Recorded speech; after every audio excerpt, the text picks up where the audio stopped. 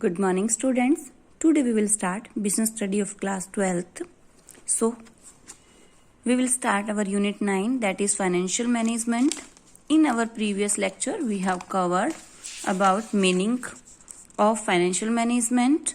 So, and role of financial management also covered by us.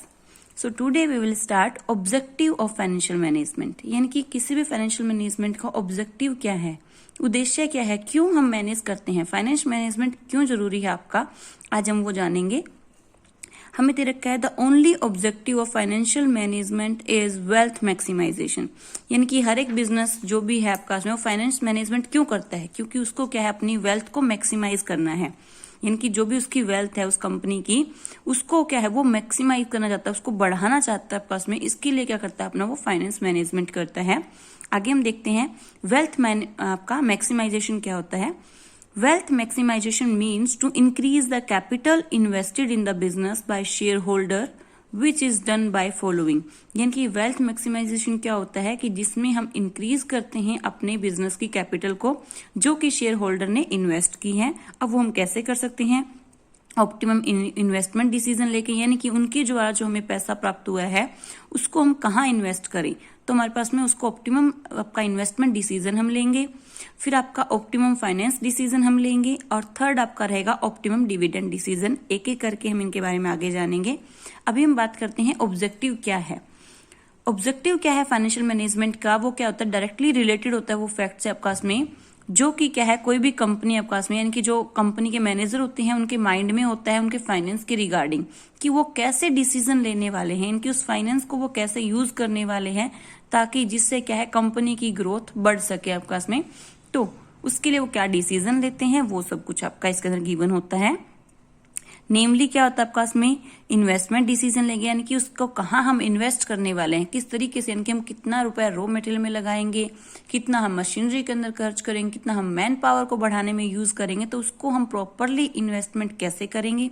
उसके बाद में उस फाइनेंस से रिगार्डिंग हम डिसीजन लेना, और जो डिविडेंड हमें प्राप्त हुआ है उसको हमने कैसे बांटना है, कितना हमने एज ए रिजर्व रखना है, कितना हमने अपने मैनेजर वगैरह को डिवाइड करना है, कितना पार्ट आपका शेयर होल्डर को जाएगा. तो उस डिविडेंड के रिगार्डिंग हमारे क्या डिसीजन रहते हैं वो सब हमें देखने पड़ते हैं फाइनेंस मैनेजमेंट के अंदर ही.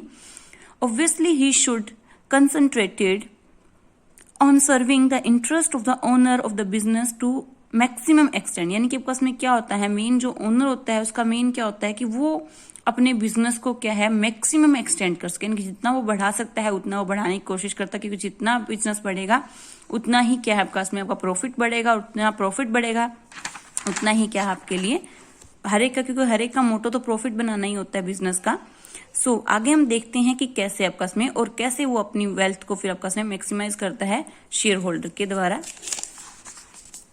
वेल्थ मैक्सिमाइजेशन, आज हम फर्स्ट वन देखते हैं कि वेल्थ मैक्सिमाइज कैसे कर सकते हो अपने अपने, यानी कि आपके बिजनेस के अंदर जो पैसा लगा हो उसको आप कैसे बढ़ा सकते हो आपका इसमें. तो हमारा आता है वेल्थ मैक्सिमाइजेशन के अंदर देखते हैं.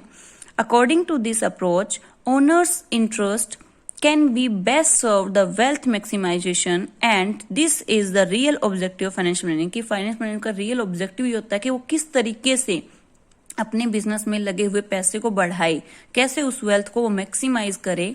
सो wealth maximisation means to increase the capital invested in the business by share holder. कि वेल्थ मैक्सिमाइजेशन का मतलब क्या होता है कि जो शेयर होल्डर ने पैसा लगाया है बिजनेस के अंदर वो उसको कैसे बढ़ा सकते हैं.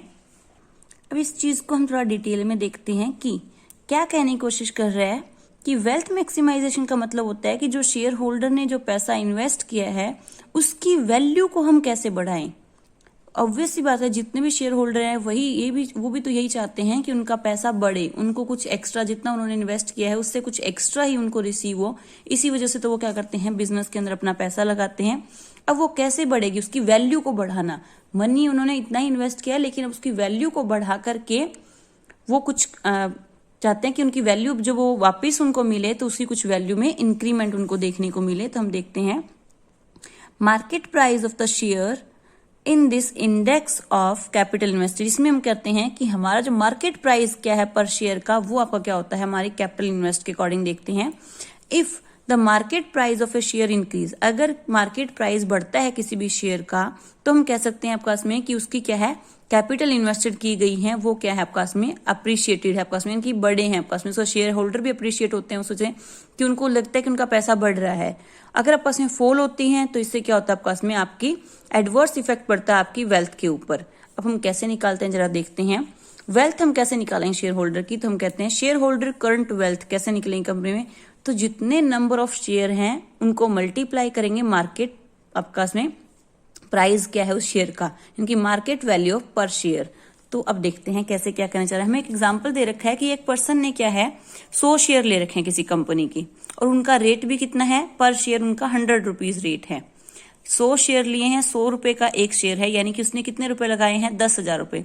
अब कोई पर्सन है वो 10,000 रुपए लगाता है कंपनी के अंदर, अगर उसी टाइम आपस में कुछ टाइम बाद में उस शेयर की मार्केट वैल्यू बढ़ जाती है, यानी कि अब आपके पास में क्या है वो 100 रुपए ना रह करके अब 120 रुपए हो गई है, 20 रुपए उसके अंदर क्या है आपका में इंक्रीमेंट हो गया, तब उस आदमी की जो वैल्यू है आपका में, उसका जो कैपिटल है आपका में, उसकी जो करंट वैल्यू हो जाएगी उसकी मनी की वो कितनी हो जाएगी, क्योंकि उसके पास में कितने 100 शेयर हैं, अब 120 का हो गया, यानी कि 12,000 रुपए, यानी कि उसने 10,000 रुपए इन्वेस्ट किए थे, अब उसकी जो कंपनी के अंदर उसके जो वैल्यू है आपके पास में उसके पैसों की वो कितनी हो गई है 12,000 रुपए, यानी कि उसके अंदर क्या है इंक्रीज हुआ है।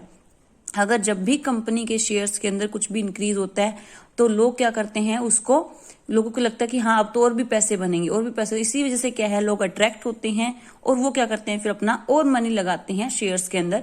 इससे फिर क्या होता है जितनी भी आपका में फिर क्या होगी आपका में डिमांड बढ़ेगी, डिमांड बढ़ने से फिर आपका में क्या हो जाता है कई बार आपका में उसकी वैल्यू भी क्या हो जाती है बढ़ जाती है।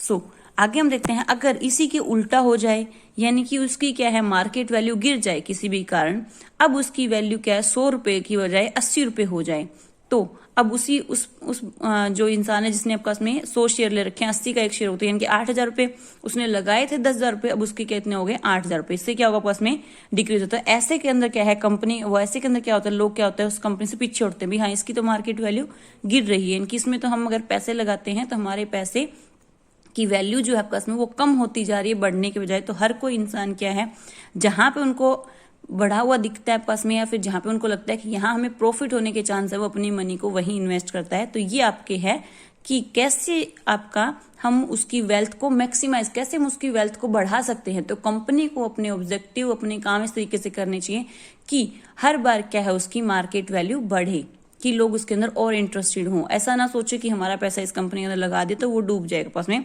तो यही आपका में यहाँ से क्लियर हो गया कि वेल्थ मैक्सिमाइज करना आपका में पॉसिबल है, और वो डिपेंड करती है आपकी मार्केट वैल्यू क्या है आपका में शेयर्स की, उसके ऊपर। आपके अगर मार्केट वैल्यू बढ़ती है तब के शेयर्स का प्राइस बढ़ेगा, तो आपका में ऑब्वियसली बात आपकी वेल्थ क्या होगी मैक्सिमाइज होगी।